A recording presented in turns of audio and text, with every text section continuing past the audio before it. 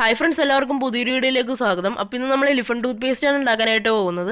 അതിനാദ്യമായിട്ട് ഒരു കണ്ടെയ്നറിലേക്ക് ബേക്കിംഗ് സോഡയും സിട്രിക് ആസിഡും ആഡ് ചെയ്ത് കൊടുക്കണം. അതിനുശേഷം അത് നന്നായിട്ട് മിക്സ് ചെയ്ത് കൊടുക്കണം. ഓക്കെ, മിക്സ് ചെയ്തതിന് ശേഷം ഒരു ബീക്കറിൽ കുറച്ച് വെള്ളം കൊടുക്കുക.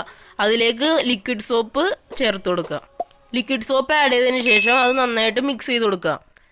അത് കഴിഞ്ഞിട്ട് നമ്മൾ നേരത്തെ മിക്സ് ചെയ്ത് വെച്ച സിട്രിക് ആസിഡും ബേക്കിംഗ് സോഡയും ഇതിലേക്ക് ചേർത്ത് കൊടുക്കുക. ചേർത്ത് കഴിയുമ്പോൾ പത വരുന്നതായിട്ട് നമുക്ക് കാണാനായിട്ട് സാധിക്കും. ഇതിൻ്റെ റിയാക്ഷൻ എന്താണെന്ന് അറിയുന്നതിന് മുമ്പ് നമുക്ക് എലമെൻസും കോമ്പൗണ്ട്സും എന്താണെന്ന് നോക്കണം. എലമെൻസ് എന്ന് പറഞ്ഞാൽ നമുക്കതിനെ സ്പ്ലിറ്റ് ചെയ്യാനായിട്ട് സാധിക്കില്ല. കാൽഷ്യം പോലുള്ള കെമിക്കൽസ് ആണ് അതിന് എക്സാമ്പിൾ.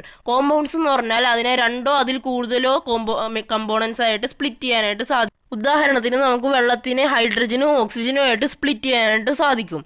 ഇനി ഇവിടെ ഉണ്ടാകുന്ന റിയാക്ഷൻ എന്താണെന്ന് ഞാൻ പറഞ്ഞുതരാം. ഇവിടെ സിട്രിക് ആസിഡും ബേക്കിംഗ് സോഡയും വെള്ളവുമായി റിയാക്ട് ചെയ്യും. അങ്ങനെ റിയാക്ട് ചെയ്യുമ്പോൾ ഇതിൽ നിന്ന് കാർബൺ ഡൈ ഓക്സൈഡ് എസ്കേപ്പ് ആവും. അങ്ങനെ എസ്കേപ്പ് ആവുന്ന കാർബൺ ഡൈ ഓക്സൈഡിനെ പതയായിട്ട് പിടിച്ചു നിർത്താനാണ് നമ്മൾ സോപ്പ് ആഡ് ചെയ്തിരിക്കുന്നത്.